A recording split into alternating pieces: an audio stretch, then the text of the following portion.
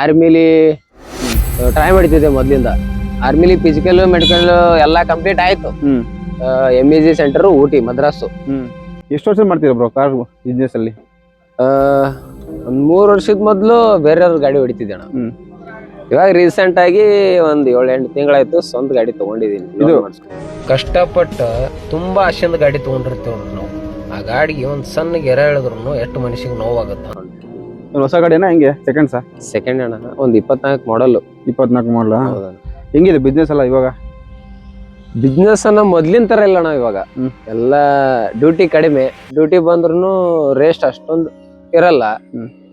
ಆಮೇಲೆ ಇವಾಗ ಸಡನ್ ಆಗಿ ಏನೋ ಗೊತ್ತಿರಲ್ದೇನೆ ಗಾಡಿ ತಗೊಂಡು ಮಾಡ್ಬೇಕಂದ್ರೆ ತುಂಬಾ ಕಷ್ಟ ಅಣ್ಣ.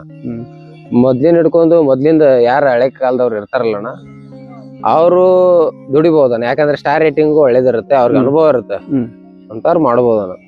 ಹಂಗೇನಿಲ್ಲ, ಮೊದ್ಲು ಕಾಲೇಜ್ ಎಲ್ಲ ಮುಗಿಸ್ಕೊಂಡು ಏನ್ ಮಾಡೋದಂತ ವಿಚಾರ ಮಾಡ್ಕೋತಂಕ ಕುಂತ್ ಬಿಟ್ಟಿದ್ದಾನ. ಸರಿ, ಹಂಗೆ ನಮ್ ಫ್ರೆಂಡ್ ಒಬ್ಬ ಮೊದಲು ಕಿರಾಣಿ ಅಂಗಡಿಗೆ ಹೋಗ್ತಿದ್ದೆ. ನಮ್ ಫ್ರೆಂಡ್ಸ್ ಎಲ್ಲ ನಾನು ನೋಡ್ತಿದ್ದೆ, ಬೆಂಗಳೂರಿಗೆ ಹೋಗಿ ದುಡಿಬಹುದು ಅಂತ ಫ್ರೆಂಡ್ ಕಡೆನೆ ಫಸ್ಟ್ ಗಾಡಿ ಅವನೇ ಇಸ್ದು ಕೊಟ್ಟ. ಅವ್ನ ಕಿರಾಣಿ ಅಂಗಡಿಯಲ್ಲಿ ಹೋಗ್ತಿದ್ದೆ. ಆಮೇಲೆ ತಗೊಂಡ್ ಬಂದ್ಬಿಟ್ಟೆ. ಹಂಗೆ ಸ್ವಲ್ಪ ಇನ್ಸ್ಟಾಗ್ರಾಮ್ ಅಲ್ಲಿ ವೈರಲ್ ಆಗ್ತಾ ಹೋಯ್ತು. ಆಮೇಲೆ ಏನು ಹಿಂಗಾದ್ರೆ ವರ್ಕೌಟ್ ಆಗಲ್ಲ, ಏನ್ ಪುರ್ಸೊಡ್ತೈತನ ರೆಂಟು ಇನ್ನೊಬ್ರು ಗಾಡಿ ತಗೊಂಡು ಹೊಡೆದ್ರೆ ಏನು ಉಳಿಯಲ್ಲ. ಅದಕ್ಕೆ ಸ್ವಂತ ಗಾಡಿ ಮಾಡ್ಬೇಕಂತ ಪ್ಲಾನ್ ಮಾಡ್ಕೊಂಡು 1 ಲಕ್ಷ ತುಂಬಿ 6 ಲಕ್ಷ ಲೋನ್ ಮಾಡ್ಕೊಂಡೆ. ಯಾವ ಮಾಡಲ್ ಗಾಡಿ ಇದು? 24 ಅಣ್ಣ. 24. ಇದೇ ಫೀಲ್ಡ್ ಒಂದು ಏನ್ ಚೂಸ್ ಮಾಡ್ಕೊಂಡೆ? ಎಮೋಷನ್ ಅಣ್ಣ ಈ ಫೀಲ್ಡ್ ಅಲ್ಲಿ. ಏನು? ಹಲವಾರು ಅಣ್ಣ, ಒಂದೇ ತರ ಇಲ್ಲ. ಯಾವ ಹುಡುಗಿ ಫೇಲ್ಯೂರ್ ಆಗಿರ್ಲಿ, ಮನೆ ಸಮಸ್ಯೆ ಕಿರಿಕಿರಿ ಆಗಿರ್ಲಿ, ಏನೋ ನಮ್ ಜೊತೆ ತಂದೆ ತಾಯಿ ಲವರು ಫ್ರೆಂಡ್ಸ್ ತರ ಇದ್ರ ಮೇಲೆ ಒಂದ್ ಲವ್ ಗಾಡಿ ಮೇಲೆ ಡ್ರೈವರ್ ಗಳಿಗೆ. ಅಲ್ಲ, ಡ್ರೈವಿಂಗ್ ಫೀಲ್ಡ್ ಹೆಂಗ್ ಬಂದ್ರಿ ಅಂತ? ನೀವು ಯಾಕಾಗಿ ಬಂದ್ರಿ? ನೀವು ಓದ್ಕೊಂಡಿದ್ ಅಂತ ಹೇಳಿದ್ರೆ, ಏನ್ ಓದ್ಕೊಂಡಿದ್ರ? ಇದು ಮೊದ್ಲಿಂದ ಅದೇನೋ ಗೊತ್ತಿಲ್ಲ ಅಣ್ಣ, ಡ್ರೈವಿಂಗ್ ಅಂದ್ರೆ ತುಂಬಾ ಇಷ್ಟ, ಅದಕ್ಕೆ ಬಂದ್ಬಿಟ್ಟೆ. ಅಲ್ಲ, ನೀವು ಓದ್ಕೊಂಡಿದ್ ಅಂತಂದ್ರಲ್ಲ, ಏನ್ ಓದ್ಕೊಂಡಿದ್ರ ಅಂತ? IT ಆಗಿದೆ ನಾ, BA ಡಿಗ್ರಿನೂ ಮಾಡಿದೀನಿ. ಆರ್ಮಿಲಿ ಟ್ರೈ ಮಾಡ್ತಿದ್ದೆ ಮೊದ್ಲಿಂದ. ಆರ್ಮಿಲಿ ಫಿಸಿಕಲ್ ಮೆಡಿಕಲ್ ಎಲ್ಲಾ ಕಂಪ್ಲೀಟ್ ಆಯ್ತು. MEG ಸೆಂಟರ್ ಊಟಿ ಮದ್ರಾಸು, ಅಲ್ಲೆಲ್ಲಾ ಕಂಪ್ಲೀಟ್ ಆಯ್ತು. ಇನ್ನೇನು ಎಕ್ಸಾಮ್ ಐತಿ ಎಲ್ಲ. ಬೆಳಗಾವಿಯಲ್ಲಿ ಕೋಚಿಂಗ್ ಹಚ್ಚಿದಾದ್ಮೇಲೆ ಸಡನ್ ಆಗಿ ಕೊರೋನಾ ಜಾಸ್ತಿ ಆಗ್ಬಿಡ್ತಾನ. ಅದಾದ್ಮೇಲೆ ಡೈರೆಕ್ಟ್ ಕ್ಯಾನ್ಸಲ್ ಮಾಡ್ಬಿಟ್ರು. ಏಕೆ? ಎಲ್ಲೂ ಹೋಗಂಗಿಲ್ಲ ಬರಂಗಿಲ್ಲ ಅಂತ ಹೇಳ್ಬಿಟ್ಟು ಕ್ಯಾನ್ಸಲ್ ಮಾಡಿಬಿಟ್ರು. ಸ್ವಲ್ಪ ಬೇಜಾರಾಯ್ತಾನ. ಏನೋ ಹಲ್ವಾರು ಕನಸು ಇಟ್ಕೊಂಡು ಎಫರ್ಟ್ ಕೊಟ್ಟು ಮಾಡಿರ್ತೀವಿ, ಹಿಂಗ ಆಯ್ತಲ್ಲ ಅಂತ ಸ್ವಲ್ಪ ಬೇಜಾರಾಯ್ತು. ಇನ್ನೇನಿಲ್ಲ, ನಾನು ಚಿಕ್ಕವನಿಂದಾಗಿಂದೆ ಟ್ರ್ಯಾಕ್ಟರ್ JCB ಅದು ಇದು ಹೊಡ್ಕೊಂಡು ಡ್ರೈವಿಂಗ್ ಅಂದ್ರೆ ಇಷ್ಟ. ಅದಕ್ಕೆ ಡ್ರೈವಿಂಗ್ ಫೀಲ್ಡ್ ಬಂದ್ಬಿಟ್ಟೆ. ಮುಂಚೆ ಡ್ರೈವಿಂಗ್ ಗೊತ್ತಿತ್ತು? ಟ್ರ್ಯಾಕ್ಟರ್ ಅಲ್ಲೇ ಹಳ್ಳಿ ಕಡೆ ಟ್ರ್ಯಾಕ್ಟರ್ ಹೊಡ್ಕೊಂಡು ಕಲ್ತ್ ಬಿಟ್ಟಿರ್ತೀವಿ. ಅದೇ ಹಳ್ಳಿ ಕಡೆ ಹೊಡಿಯೋದು ಡ್ರೈವಿಂಗು, ಇಲ್ಲೇ ಡ್ರೈವಿಂಗು ಬಹಳ ಡಿಫ್ರೆಂಟ್ ಐತೆ ಅಣ್ಣ. ಇಲ್ಲಿ ಡಿಫ್ರೆಂಟ್ ಐತೆ ಅಣ್ಣ, ಅಂದ್ರೆ ಬಂಡ ಧೈರ್ಯ ಇರ್ಬೇಕು ಅಷ್ಟೇ. ಧೈರ್ಯ ಇದ್ರೆ ಎಲ್ಲಿ ಹೊಡಿತೀರಾ, ಧೈರ್ಯ ಇರ್ಬೇಕು. ಅದೇ ಇವಾಗೆಲ್ಲ ಬಿಸ್ನೆಸ್ ಇಲ್ಲ ಅಂತ ಹೇಳ್ತಾರೆ, ಹೆಂಗೆ? ಹೌದಣ್ಣ, ಮೊದ್ಲಿನ ತರ ಇವಾಗ ಸಿಕ್ಕಾಪಟ್ಟೆ ಗಾಡಿಗಳು ಜಾಸ್ತಿ ಆಗ್ಬಿಟ್ಟವೆ. ಮೊದ್ಲು ಕಡಿಮೆನೆ ಇತ್ತು, ಎಲ್ಲಾ ಡ್ರೈವರ್ಸ್ ಗಳು ಕಡಿಮೆ ಇದ್ರು, ಹೊರಗಿನವ್ರು ಜಾಸ್ತಿ ಇರ್ಲಿಲ್ಲ, ಬೇರೆ ರಾಜ್ಯದವರು. ಇವಾಗ ಎಲ್ಲಾ ಸಿಕ್ಕಾಪಟ್ಟೆ ಆ ಕಂಪ್ನಿ ಅನ್ಕೊಂಡು ನಮ್ ಕರ್ನಾಟಕದಲ್ಲಿರೋ ಚಾಲಕರಿಗೆ ಸರಿಯಾಗಿ ಕೆಲ್ಸ ಇಲ್ಲ, ಅವಾಗ ಅವರೇ ಆಗ್ಬಿಟ್ಟವ್ರೆ. ಮತ್ತೆ ಹೆಂಗಣ್ಣ, ಎಷ್ಟು ಜಾಸ್ತಿ ಆಗುತ್ತೆ ಅಷ್ಟು ರೇಟ್ ಕಡಿಮೆ ಕೊಡ್ತಾರಣ್ಣ.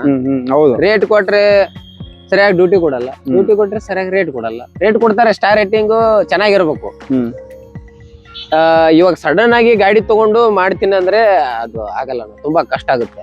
ಮೊದ್ಲಿನ ಹಿಡ್ಕೊಂಡು ಈ ಫೀಲ್ಡ್ ಅಲ್ಲಿ ಇದ್ರೆ, ಅಲ್ಪ ಸ್ವಲ್ಪ ಗೊತ್ತಿದ್ರೆ, ಸ್ಟಾರ್ ರೇಟಿಂಗ್ ಒಳ್ಳೇದಿದ್ರೆ ದುಡ್ಡು ಮಾಡ್ಬೋದು ತಕ್ಕ ಮಟ್ಟಿಗೆ. ಇಲ್ಲಾಂದ್ರೆ ಸಡನ್ ಆಗಿ ಗಾಡಿ ತಗೊಂಡು ಮಾಡ್ತೀನಿ ಅಂದ್ರೆ ಆಗಲ್ಲ. ಅಲ್ಲ, ಇವಾಗ ಬಿಸ್ನೆಸ್ ಇಲ್ಲ ಅಂತ ಹೇಳ್ತಿರಲ್ಲ, ಇಷ್ಟೊಂದು ಗಾಡಿಗಳು ಬರ್ತಾ ಇವೆ, ನೋಡ್ತಾ ಇದ್ದೆ ನೀವು, ಬರ್ತಾ ಇದೆ ಆಚೆ. ಅವ್ರಿಗೆಲ್ಲ ಹೆಂಗ್ ಬಿಸ್ನೆಸ್ ಅಂತ ಬರ್ತಾ ಇದ್ರಲ್ಲ, ಇವಾಗ ಗೊತ್ತಾಗ್ತಿಲ್ಲ ಅಣ್ಣ. ಕೆಲವೊಬ್ರಿಗೆ ಗೊತ್ತಾಗ್ತಿದೆ, ಅಪ್ಪ ಡ್ರೈವಿಂಗ್ ಫೀಲ್ಡ್ ಯಾಕೆ ಬಂದೆ, ಹಿಂಗ್ ಅನಿಸ್ಬಿಟ್ಟಿದೆ, ಆ ತರ ಆಗ್ಬಿಟ್ಟಿದೆ ಇವಾಗ.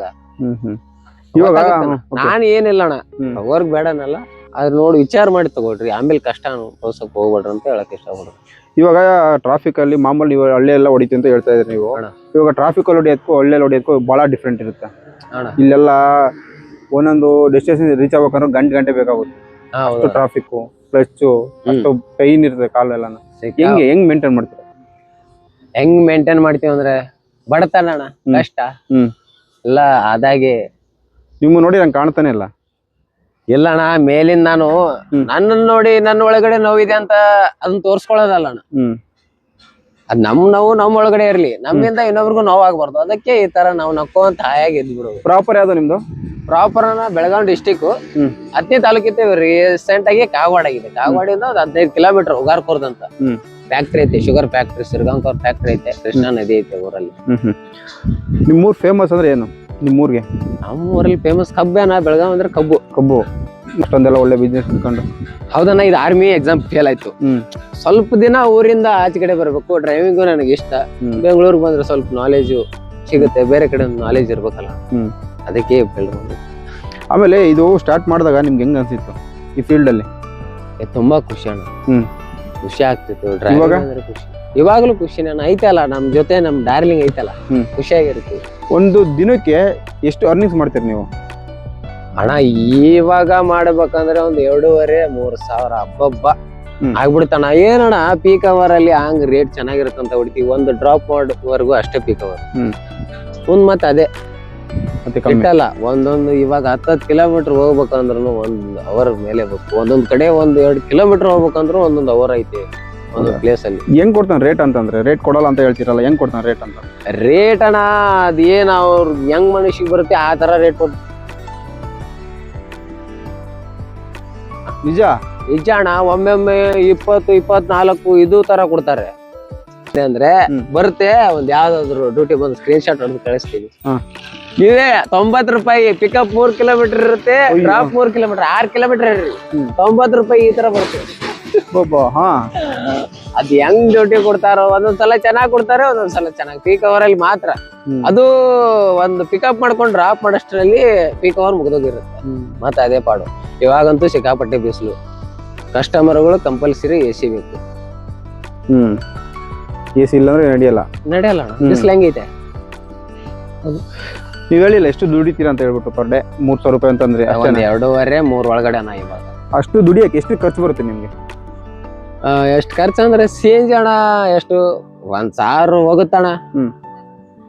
ಏನೋ 2,000 ಅದ್ರಲ್ಲಿ ಖರ್ಚು ಆದಿದ್ದು 1-1.5 ಸಾವಿರ ಆಗಿತ್ತು ಅಷ್ಟೇ. ಏನಾದ್ರು ಪರ್ಸನಲ್ ಯಾವ್ದಾದ್ರು ಸಿಕ್ಕರೆ ಪುಣ್ಯ, ಅದಷ್ಟು ಉಳಿಬಹುದು. ಅಂದ್ರೆ 3,000 ರೂಪಾಯಿ ದುಡಿದ್ರೆ ನಿಮ್ಗೆ ಎಕ್ಸಾಕ್ಟ್ ಖರ್ಚು ಎಷ್ಟು ಬರುತ್ತೆ? 100 ರೂಪಾಯಿ ಹೆಚ್ಚು ಕಮ್ಮಿ ಅಂತ ಅಷ್ಟೇ ಅಣ್ಣ. 1,500-2,000 ಒಳಗಡೆ ಅಷ್ಟು ಉಳಿತೈತೆ ಅಷ್ಟೇ. ಅದು ಕಷ್ಟಪಟ್ಟು ಉಳಿಸ್ಕೋಬೇಕಣ್ಣ. ಇವಾಗ ತುಂಬಾ ಕಷ್ಟ ಐತೆ. ನಾವು ನೀವು ಡೇ ಮಾಡ್ತೀರಾ ನೈಟ್ ಮಾಡ್ತೀರಾ ಡ್ಯೂಟಿನ?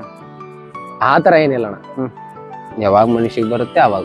ಓಕೆ, ನಿಮ್ಗೆ ಯಾವ ಬೇಕು ಅವಾಗ ಆನ್ ಮಾಡ್ಕೊಳ್ತೀರಾ. 3,000 ದುಡಿದ್ರೆ 1,000 ಖರ್ಚು ಹೋಗುತ್ತೆ, 2,000 ಉಳಿತೈತೆ ಅಷ್ಟೇ. 1.5-2,000 ಒಳಗಡೆನ. ಎಷ್ಟು ಕಷ್ಟಪಟ್ಟು ಎಷ್ಟು ಅವರ್ ಡ್ಯೂಟಿ ಮಾಡ್ಬೇಕು ಇದಕ್ಕೆ? ಅದ್ ಏನಣ್ಣ, ಬೆಳಗ್ಗೆ 7 ಗಂಟೆಗೆ 8 ಗಂಟೆಗೆ ಸ್ಟಾರ್ಟ್ ಮಾಡಿದ್ರೆ 10-11 ಗಂಟೆವರೆಗೂ ಹೊಡಿತಾನೆ ಇರ್ತೀವಿ. ಬರೋ 3,000 ರೂಪಾಯಿಗೆ. ಇವಾಗ ಕಷ್ಟ ಆಯ್ತಣ್ಣ, ಸಿಕ್ಕಾಪಟ್ಟೆ ಗಾಡಿ ಆಗ್ಬಿಟ್ಟವ್ರೆ. ಎಷ್ಟು ಉಳಿಸ್ತೀರ ಅಂತ ನೀವು ಪರ್ ಮಂತ್ಲಿ? ಮಂತ್ಗ ನೋಡೋಣ ಒಂದು 40 ಎಲ್ಲ ಖರ್ಚು ಹೋಗ್ತಾ 40 ಉಳಿಸ್ತೀರ. ಹೊಸಬ್ರು ಬರೋಂತ ಏನ್ ಹೇಳಕ್ ಇಷ್ಟಪಡ್ತೀನಿ? ಹೊಸಬ್ರಿಗೆ ಬರಕಣ, ನಿಮ್ಗೆ ಬೆಂಗಳೂರಲ್ಲಿ ಅನುಭವ ಇದ್ರೆ, ಇಲ್ಲಿ ರೇಟ್ ಗೊತ್ತಿದ್ರೆ, ಇಲ್ಲಿ ಊಟ ಸೆಟ್ ಆದ್ರೆ, ಇಲ್ಲಿ ನಿದ್ದೆ ಸೆಟ್ ಆದ್ರೆ ಗಾಡಿ ತಗೊಂಡ್ ಬನ್ನಿ. ಇದೇನು ಗೊತ್ತಿರ್ಲಾರ್ದೆ ಬರೋಕ್ ಹೋಗ್ಬೇಡ ಅಂತ ಹೇಳಕ್ ಇಷ್ಟಪಡ್ತಾನ. ಯಾಕಂದ್ರೆ ನಾವು ಕಷ್ಟ ಪಡ್ತಿದೀವಿ, ಅವ್ರು ಕಷ್ಟ ಪಡೋದು ಬೇಡ. ಇಷ್ಟ ಅಣ್ಣ.